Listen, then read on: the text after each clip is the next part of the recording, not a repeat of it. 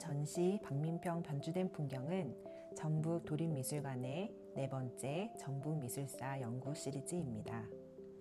1970, 80년대에 사실적인 묘사를 바탕으로 한 구상회화가 지역 미술을 주도하던 시기에 전북의 미술계는 비구상회화와 민중미술이 서로 경쟁하기보다 함께 공존하는 흐름을 만들어냈습니다.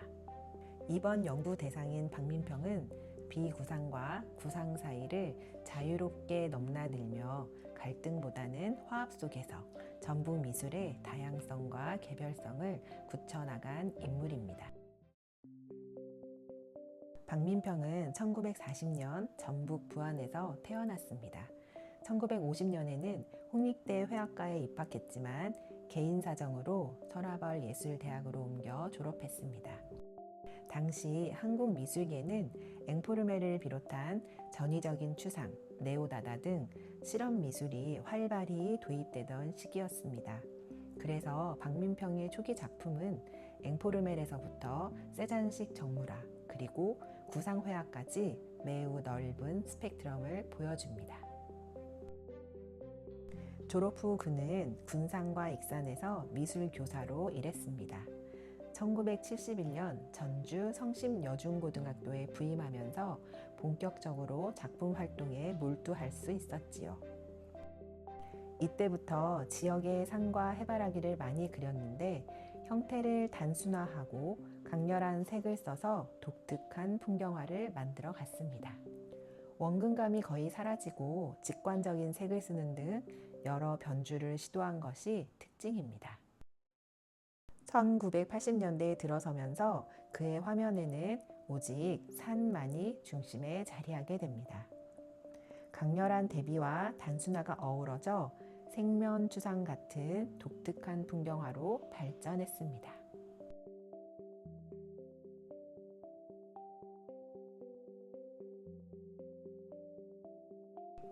1990년대에는 산의 형태 속에 점을 흩뿌리듯 표현하면서 고향의 기억과 동심의 정서가 담긴 민화적이고 설화적인 분위기의 작품들이 나옵니다.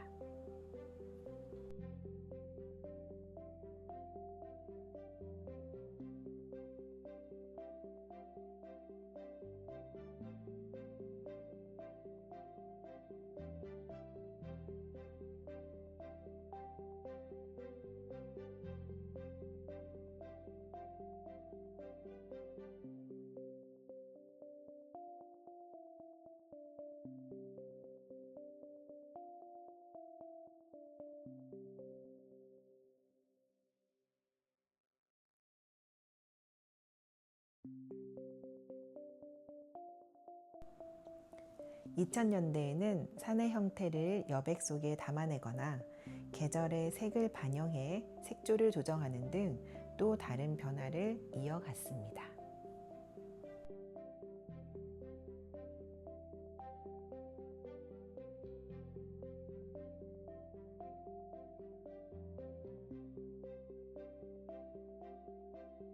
이번 전시는 단순히 한 작가의 회고전이 아닙니다. 한 사람의 작품 세계를 통해 전북 미술계의 흐름을 연구하고 지역 미술사의 다양한 이야기를 확장해 보고자 하는 자리입니다. 개인의 신화가 아니라 포용과 연대를 바탕으로 함께 성장해온 전북 화단의 커뮤니티 속에서 한 개인이 어떤 역할을 했는가를 새롭게 조명하고자 합니다.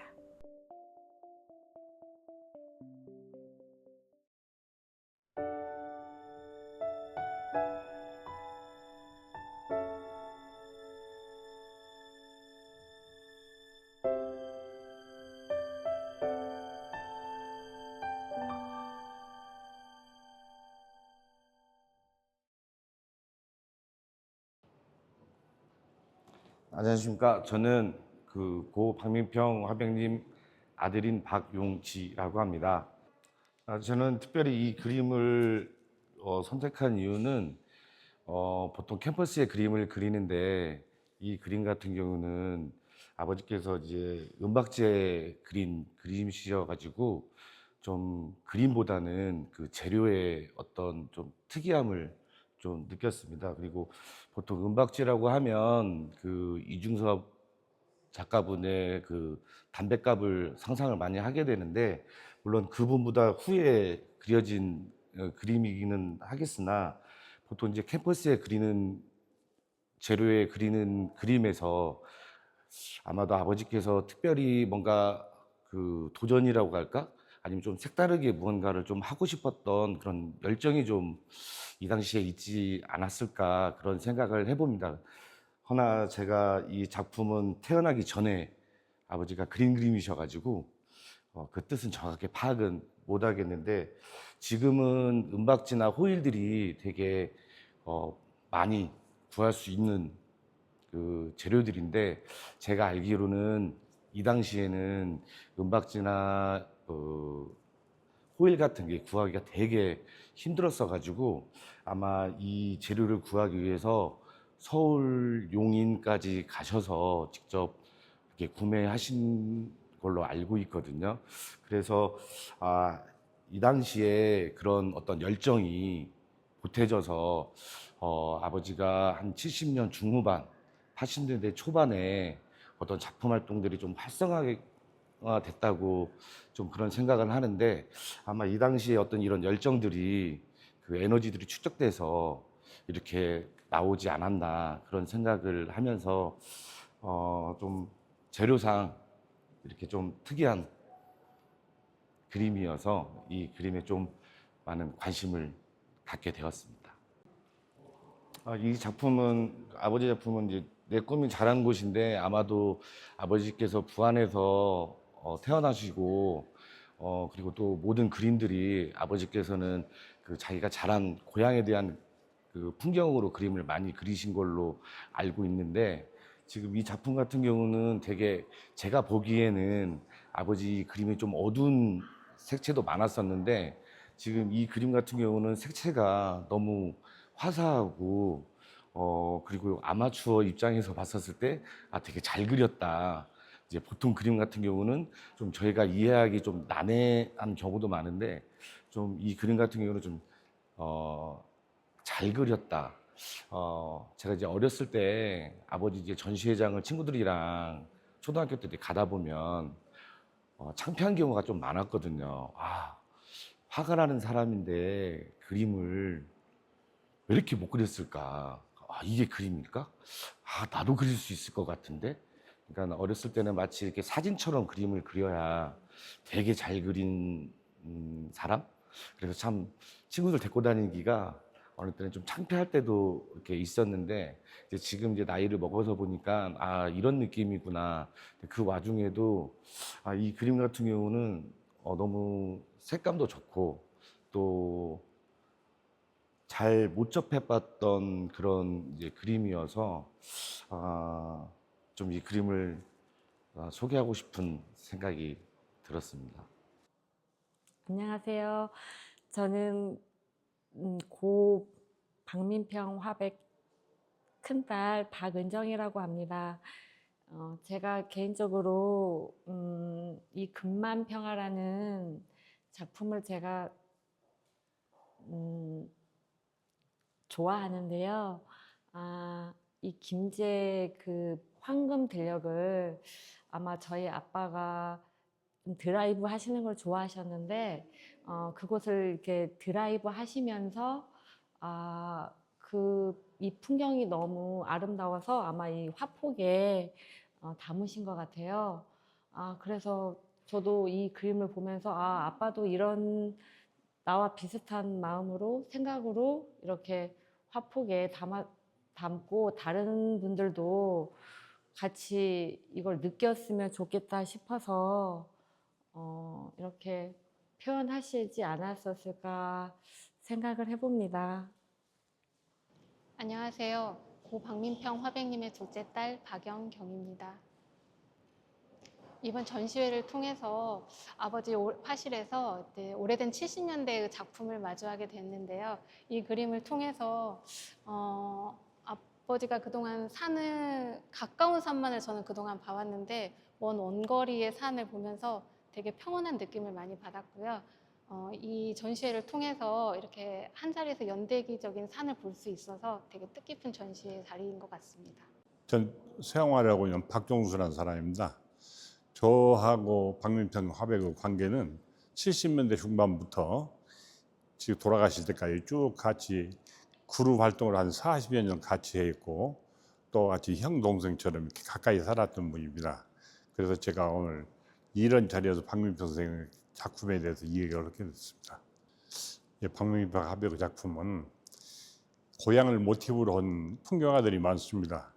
이건 70년대부터 돌아가실 때까지 2010년대까지 쭉 작업을 해올 때 자기 고향에 있는 부안을 모티브로 해서 자기의 어떤 감정적인 것들을 함축적으로 표현한 것이 박민평 선생의 작품이라고 할 수 있겠어요.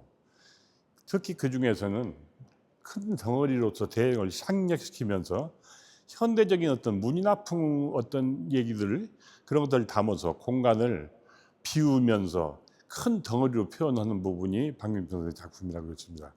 그리고 또 박민평 선생이 살아계실 때 아주 어린 후배들까지도 늘 챙기면서 그렇게 사랑해 주셨기 때문에 후배들이 지금도 돌아가신 박민평 선생님이 잊지 않고 지금도 그 따뜻한 느낌을 갖고 있지 않는가 하는 생각이 듭니다. 앞으로 이 박민평 선생님 작품이 돌아가시고 안 계시지만 이 작품들이 사람들한테 따뜻한 마음으로 받아들여서 앞으로도 사람들이 이 작품을 좋아했고 또 즐겨했으면 좋겠습니다. 여기 있는 네 작품들은 본래 작품이 7점이었습니다. 박민평 화백의 작품은 가장 큰 작품입니다. 7점으로 해서 교동미술관에서 7순 기념 전람회를 했던 그림입니다. 작품 속에 보시는 바와 같이 아주 컬러풀하고 이 고향의 어떤 그런 풍경, 어떻게 보면 봄, 여름, 가을, 겨울 같은 그런 풍광들을 담았던 것들로 굉장히 그 박민평 화백의 기념비적인 작품이라고 생각합니다. 저는 전주에서 서양화와 설치 작업을 하는 제자 김영란입니다. 제가 선생님을 처음 뵌 건 학교 안에서인데 고등학교 때 선생님을 떠나서 그 중학교 미술 선생님이셨어요. 옆 학교.